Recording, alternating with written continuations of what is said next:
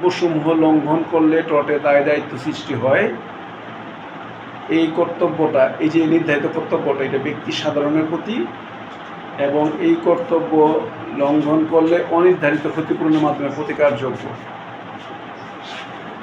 আমাদের মেইন টপিক্সটা কি এখানে? এই যে লাইনটা, প্রশ্ন 3টা লাইন, আইনে নির্ধারিত কর্তব্যসমূহ লঙ্ঘন। ফার্স্ট হচ্ছে এটা কর্তব্য ছিল, যেটা লঙ্ঘন হয়েছে, কর্তব্য লঙ্ঘন।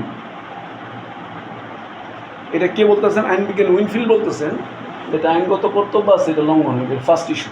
আচ্ছা, লঙ্ঘনের ফলে পরিণতিটা কী হচ্ছে, এবং এটা কার বেলায় করবে? ব্যক্তি সাধারণ, ব্যক্তি সাধারণ। আচ্ছা, ব্যক্তি সাধারণের বেলায় চলবে, এবং এর জন্য কী আছে? অনির্ধারিত ক্ষতিপূরণ।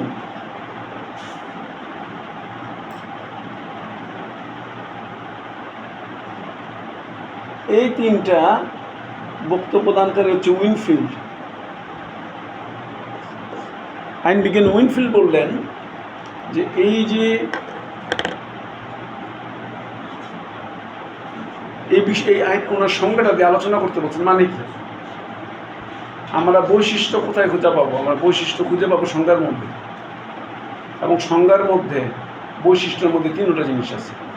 আমরা যদি দেখি পিছনে, টর্টের বৈশিষ্ট্যের মধ্যে বলছে যে ওখানে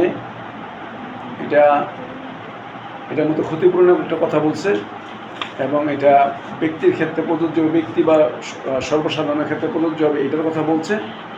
এবং বলা হচ্ছে একটা আইনগত কর্তব্য লঙ্ঘন হতে হবে। আইনগত কর্তব্য যদি না হয়, একটা দায় দায়িত্ব নির্ধারণ থাকবে, এইরকম বিষয়গুলি লাগবে।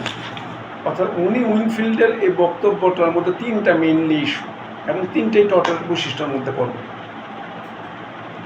টর্টে অবশ্যই একটা আইনগত কর্তব্য কারো প্রতি ছিল, এটা লঙ্ঘন করছে। টর্টের একটা উপমা কীরকম? টর্টের একটা উপমা হচ্ছে অবহেলা। অবহেলা মানে কি? যা করা উচিত ছিল তা আমি করিনি, তার মানে অবহেলা। আমার রং সাইড দিয়ে গাড়ি চালানোর কথা না, আমি রং সাইড দিয়ে গাড়ি চালিয়েছি, অবহেলা।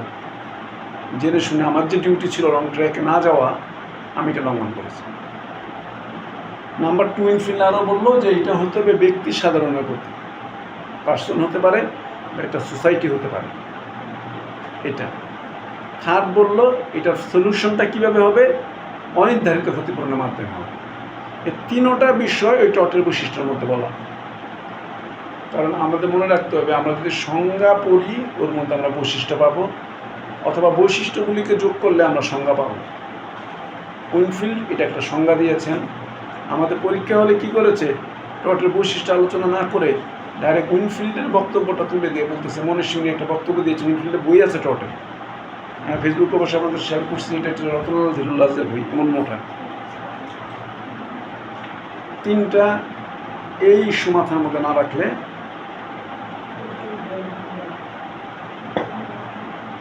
আপনি, এটা হচ্ছে উইনফিল্ড বললেন। অন্য এখন জিনিসটা হচ্ছে মনীষীরা সবাই একরকম বলে না, উনি ওনার মতন বলেন, আরেকজন একটু ভিন্নতর কিছু, উনি ওনার মতন বলেন, কিন্তু মেইন কতগুলো জিনিস একই রকম। আমি যত বড় আমের বিজ্ঞান, যত বড় আমরা ফল বিজ্ঞানী নিয়ে আসি, সবাই আমের কাছাকাছি বর্ণনা দেব। কেউ হয়তো ফজলি আমটাকে টার্গেট করে বক্তব্য দেব, কেউ হয়তো একটু লম্বাটে আমটা নিয়ে আলোচনা করব, কেউ একটু কাশ্মীর আম নিয়ে আলোচনা করব, কেউ একটু গোপালভোগ, কেউ একটু আম্রপালি, একটু একটু কিঞ্চিত হয়তো আলাদা হবে, কিন্তু এটা যে আম, এই বর্ণনায় সবাই একমত। তো দ্রুপ টর্টের সংজ্ঞার মধ্যে বিভিন্ন মনীষী, আমাদের মনীষী আমাদের স্যামন বলছিল টর্ট হচ্ছে দেওয়ানি অন্যায় একবার প্রথম পাতায়, যা ক্ষতিপূরণের প্রতিকারের মাধ্যমে আদায়যোগ্য। সেই তো ওই কথাটাই তো। এখন টর্ট যে দেওয়ানিটা অন্যায় হবে, কার প্রতি হবে? নিশ্চয়ই কোনো ব্যক্তি বা ব্যক্তি সাধারণ। টর্ট উইনফিল্ড তাই বললেন। আচ্ছা, তাহলে এর মাধ্যমে কী করেছে? একটা অন্যায় করেছে, যে মানে আইনগত কর্তব্য লঙ্ঘন করেছে, স্যামন যা বলেছেন তাই। এবং এটা ক্ষতিপূরণের মাধ্যমে আদায়যোগ্য। হ্যাঁ, এটা অনির্ধারিত ক্ষতিপূরণের মাধ্যমে আদায়যোগ্য, সেটা বলে দিয়েছে। এই সংজ্ঞাটাকে আমাদের একটু ডিফাইন করে লিখতে গিয়ে 3টা পয়েন্টে আমাদের লিখতে হবে। আমাদের প্রশ্ন উত্তরে তাই বলা। উইনফিল্ডের এই বক্তব্যকে 3টা পয়েন্টে ভাগ করছে। আমাদের প্রচলিত বইগুলি এবং গাইডগুলিও এরকম। তাহলে আমরা দেখি যে এইরকম বিষয়গুলি কীরকম। উইনফিল্ডের বক্তব্যটাকে 3টা পয়েন্ট দিয়ে কী বললো।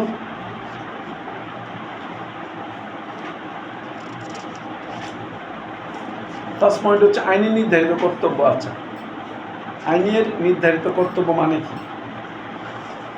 আইনের নির্ধারিত কর্তব্য মানে কি? আইনে নির্ধারিত কর্তব্য এই বাংলা শব্দকে আমরা কি বুঝবো?